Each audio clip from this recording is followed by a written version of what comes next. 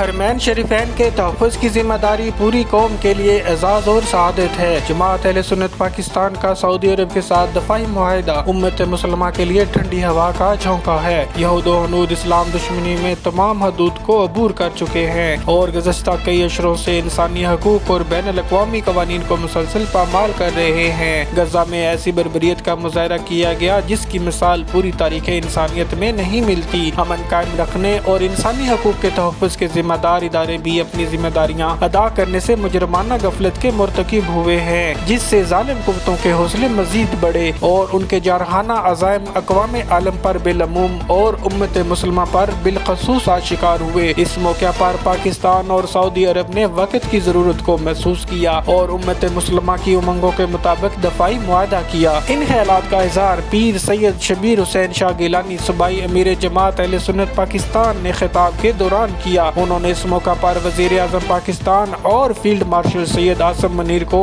اس معاہدے کی تیاری میں اہم کردار ادا کرنے پر خراج تحسین پیش کیا۔ پروفیسر حمزہ مصطفی نے کہا کہ حرمین شریفین کے تحفظ کی ذمہ داری ملنا پوری قوم کے لیے اعزاز اور سعادت ہے۔ پیر محمد گلزار نقشبندی، قاری محمد اسلم ضیائی، پروفیسر ابرار احمد خان، علامہ راجہ ریاضت حسین نقشبندی، علامہ سید عادل حسین شاہ، علامہ جہانگیر نقشبندی اور مجاہد عزیز نقشبندی نے اس معاہدے کو امت مسلمہ کے اتحاد کی طرف اہم پیش رفت قرار دیا اور اس امید کا اظہار کیا کہ آنے والے وقت میں دوسرے اہم اسلامی ممالک بھی اس اتحاد کا حصہ بن کر عالم اسلام کے تحفظ اور سربلندی کے لیے اپنا کردار ادا کریں گے۔